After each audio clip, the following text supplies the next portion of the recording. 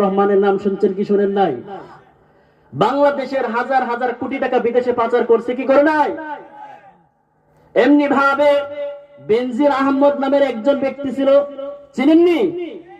এই বেনজির আহমদ বাংলাদেশের হাজার হাজার কোটি টাকা বিদেশে পাচার করেছিল, অথচ এরা মুসলমান।